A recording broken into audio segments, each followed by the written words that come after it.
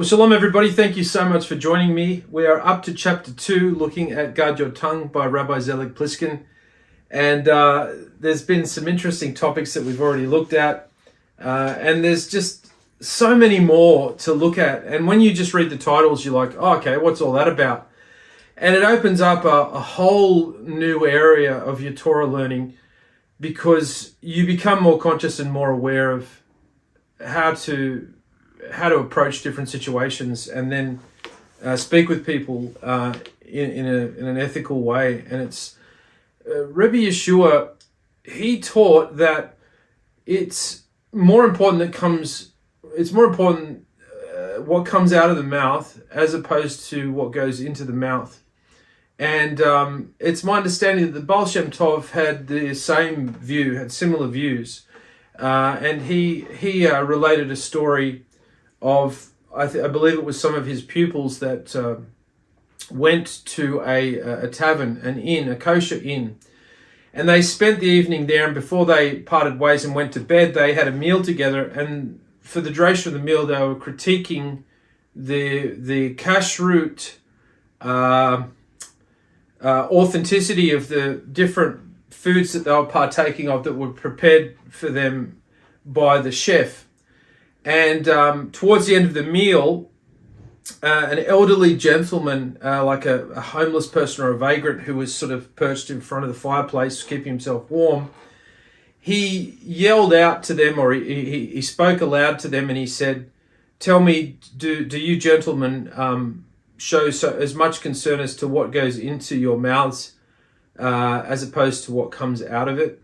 Because as the story goes on to relate, word gets back to the chef of their questioning attitude toward the meal, and it causes him quite a bit of grief, and the food was, of course, all kosher. So that's what we've got to think about. We've got to have a sort of a measured attitude of being careful of what comes out of the mouth, and also not only that, but also what physically we ingest, what goes into the mouth as well. It's not one sacrifice for the other.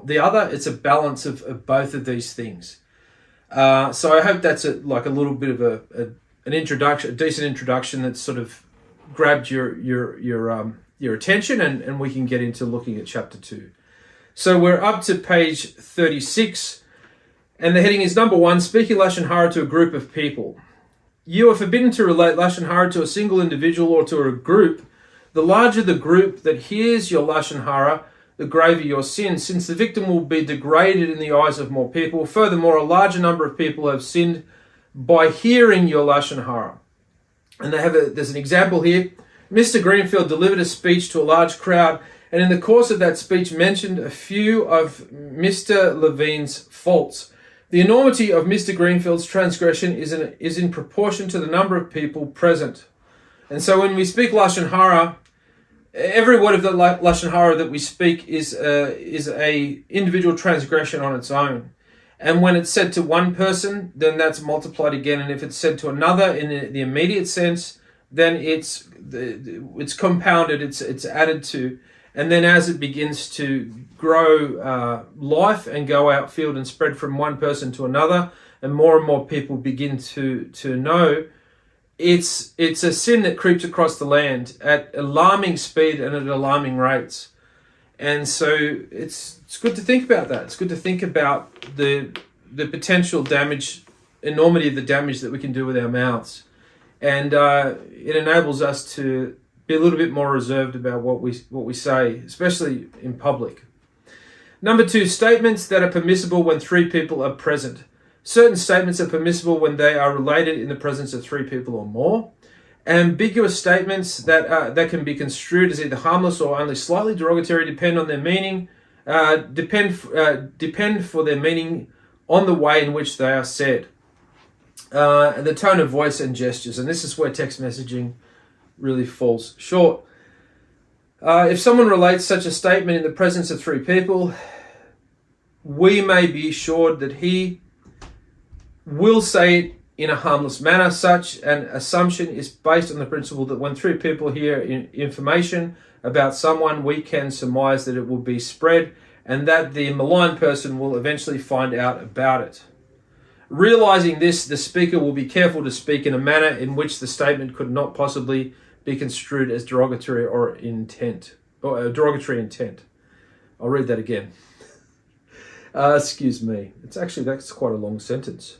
Such an assumption is based on the principle that when these people hear information about someone, we can surmise that it will be spread and that the maligned person will eventually find out about it. Here we are. This is the sentence. I've gone back too far. Realizing this, the speaker will be careful to speak in a manner in which his statement could not possibly be construed as derogatory in intent.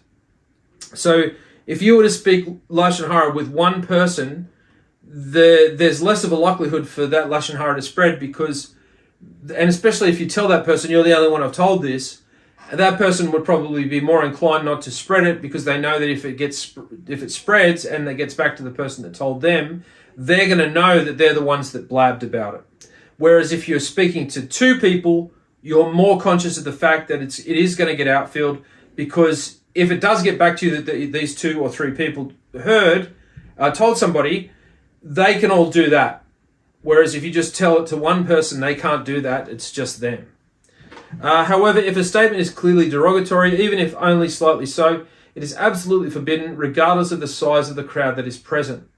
Reuven, a stranger in town, approached Shimon, who was standing in a crowd. "Excuse me, sir, do you know where I can find a warm meal at this hour of the night?" Shimon replied, "Go straight to Levi's house. He always has food on his stove." Shimon's reply can be construed in 2 ways. Either that Levi's overindulging in eating, or that Levi is a charitable person who always has food available for guests. So it's very interesting how a person can say the same statement, and depending on how they deliver it, it's either derogatory or it's complimentary.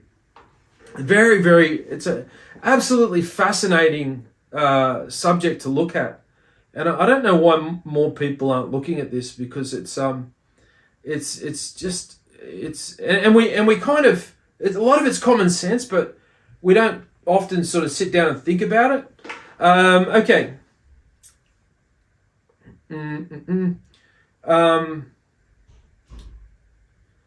When 3 people are present, Shimon realizes that Levi will eventually hear about what he said. Therefore, Shimon will make sure not to speak in a manner that will convey a derogatory meaning. So he'll say it in the positive tone if there are 3 or more people present. If Shimon speaks in a manner which implies that Levi is an excessively heavy eater, it is considered Loshon Hara even if 3 people are present, according to Tosafot, Tractate Rakin 15b. Number 3, Loshon Hara that is common knowledge. Many people mistakenly think that repeating a well-known derogatory information is not considered Loshon Hara. It should be made clear that many halakhic authorities do not differentiate between Loshon Hara that is well-known and Loshon Hara that is not well-known. So it doesn't matter if everybody knows. Doesn't matter. However, there is a lenient opinion which holds that if someone speaks Loshon Hara in the presence of 3 or more people, and they subsequently repeat this information, they are not guilty of speaking Loshon Hara. The original speaker has, of course, sinned. In chapter 11, we will enumerate the qualifications of this lenient opinion, which is severely restricted. Which so severely restrict it that its application would be extremely rare. Even if all the necessary conditions are fulfilled in a particular instance, the Chavetz Chaim remains in doubt whether the lenient opinion can be relied upon even then, since according to many authorities there is no basis for the ruling. Therefore, even Loshon Hara that is well known should not be repeated. And so this is interesting, because somebody can sort of isolate a passage from the Talmud or the Gemara, same thing pretty much, and they can say, they believe this. But if you continue to read, there's so many different parameters that to just say that the Jews have a certain view on a subject and then just leave it there and walk away is a bit irresponsible, because it depends on a myriad of situations. Mr. Goldberg read in the New York Times as an example that Mr. Cohen was arrested for an infringement of the law. Even though this is obviously well known, Mr. Gold should not relate this information to others. So he's reading the paper. Mr. Gold's wife comes home. He knows that she doesn't read the papers, And he goes, I saw that Mr. Cohen was arrested for an infringement of the law in today's paper. And his wife comes over and goes, really? And looks and sees bang. So just, you really go, okay, that's a shock to me. Wow, okay. But I mean, a Frum Jew wouldn't be reading like a secular newspaper anyway.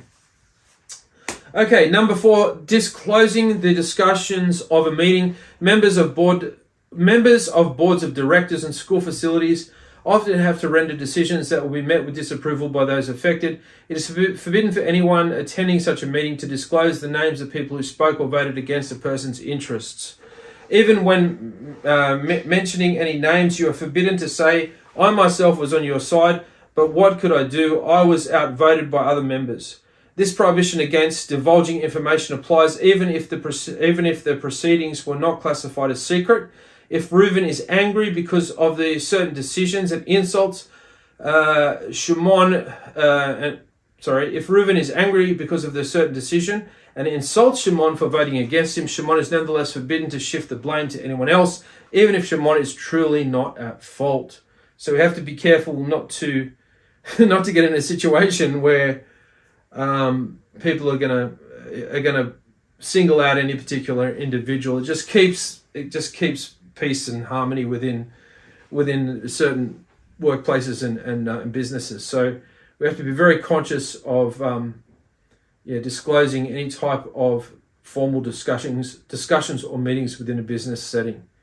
Number 5, ridiculing Torah lectures. Ridiculing Torah lectures. This is an interesting one because you'll often hear people, they'll watch a Torah lecture or a shiur and they'll go, that was garbage. And then they'll tell other people, this guy's really boring, or he's, you don't know how this guy's a rabbi, or how this guy's, would even have the guts to get up and even mention anything on this topic. Who is that guy think he is? He used to do blah, blah, blah. Anyway, let's read what it says. Many people erroneously feel justified in ridiculing a Torah lecture or sermon. Unfortunately, this practice is quite common and the source of serious harm. Even if it is true that delivery was poor and that the content was lacking depth, you are prohibited from mocking or ridiculing the speaker. Your assessment of the lecture is, in many instances, largely a subjective matter. One person may enjoy light parables while his friend prefers intricate philosophical discussions. Even though you did not appreciate what he said, others might have. In any event, never belittle the lecturer. If you are sincerely interested in having lectures with higher standards, you should privately and modestly ask the speaker to improve his delivery or content. Hi, everyone. And this is an example. Everyone knows that Rabbi Plony delivers very boring lectures. He himself doesn't know what he's talking about. You can skip Reb Reuven's class. He never has any novel ideas. He just cites the statements of others. It's pretty much what I do. He isn't sincere. He gets paid for speaking. Well, I definitely don't fall in that category, at least the last one, for getting paid. Of course, you are permitted to argue or discuss points which are unclear or with which you disagree, but this must be done respectfully. If the speaker has made remarks which constitute apikorsum heresy, you are actually obliged to deride and ridicule him. The prohibition against Loshon Hara does not apply to such a person. Now, if you do see that he's a heretic, and you do get the green light to launch into ridicule, and technically speaking, that's not against the laws of, Loshon Kodesh, it's not good for you to do it, especially if you're going to derive enjoyment out of ridiculing. So immediately you can just quickly think, am I going to get enjoyment from doing this moment of ridicule and going on this sort of rant? If I'm going to get enjoyment about it, I'm not able to do it. I'm not qualified to do it. But if I'm doing it because maybe it would help him just wake up to himself, but we have to be careful because we don't want to become good at the act of ridiculing, because then it becomes something that we're drawn to do, and then we might use the act of ridicule in a way that's transgression, and it becomes more easy to trip and fall. So don't become somebody who's avid with going on huge rants and ridicules toward a certain person.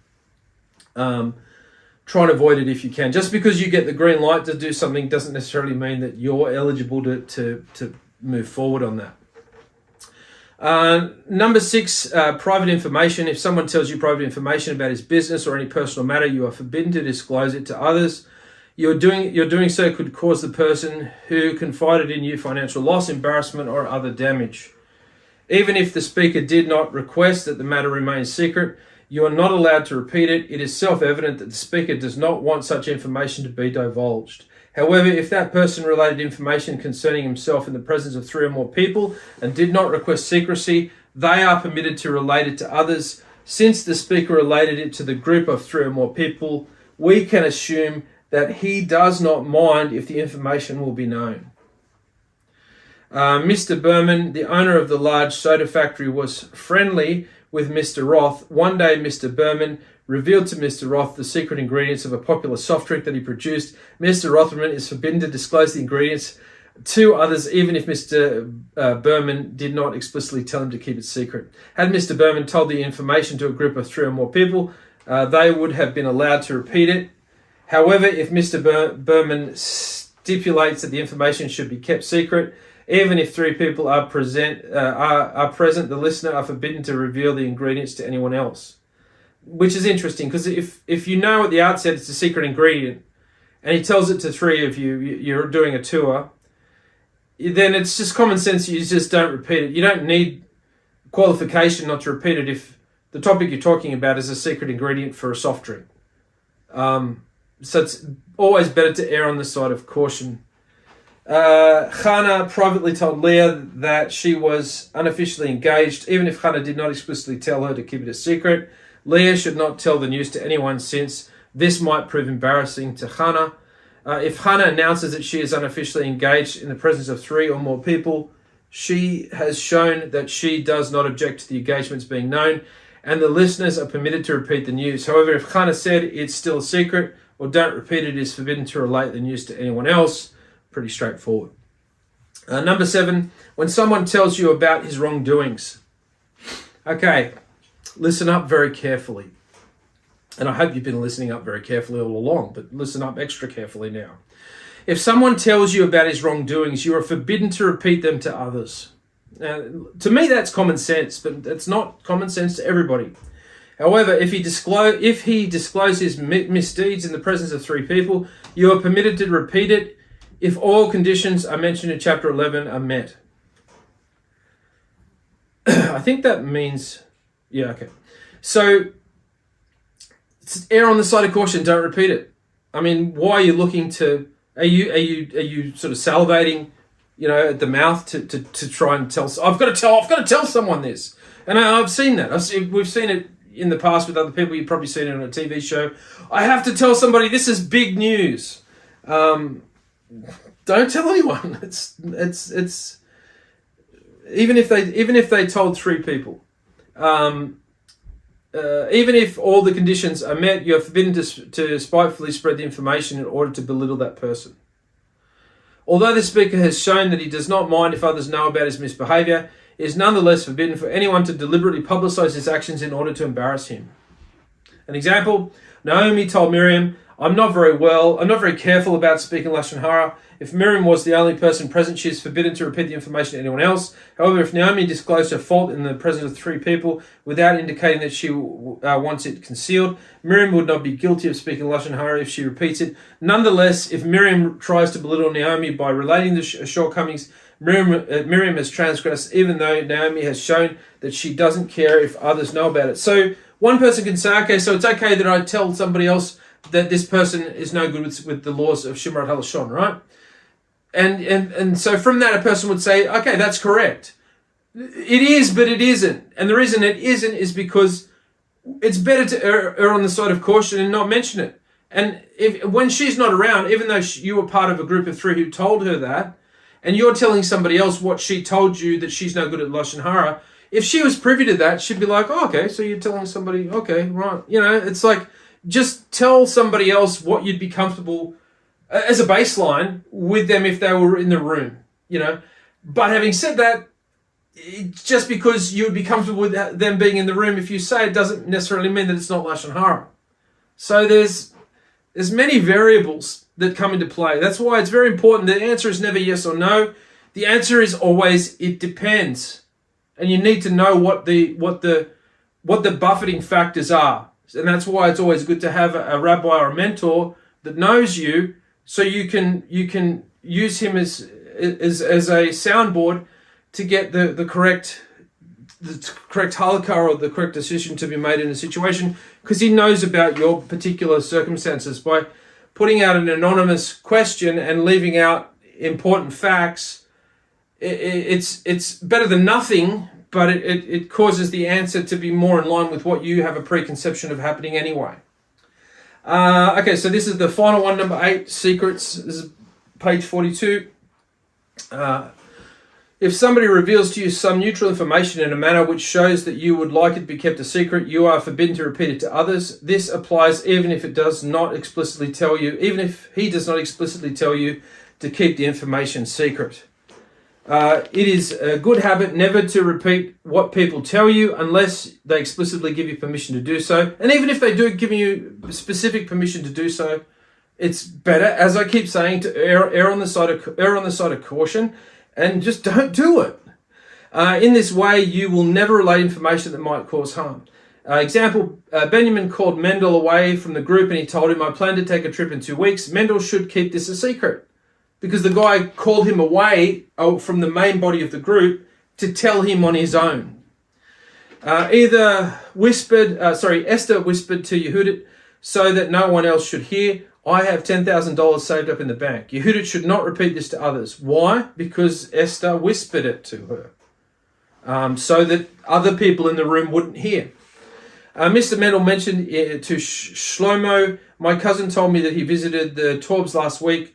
That's very interesting, said Shlomo. Your cousin always claims that he's too busy to visit me. If he found time for the Torbs, he definitely should have found time for me. Mr. Mendel didn't realize that his apparently harmless piece of information would cause needless animosity. The habit of not repeating unnecessary information about others will save Mr. Mendel from experiencing similar incidents in the future. So if you're a bit of a talkie, you're a bit of a have a chat, you like to have a chat, just know that eventually something will happen that you don't expect.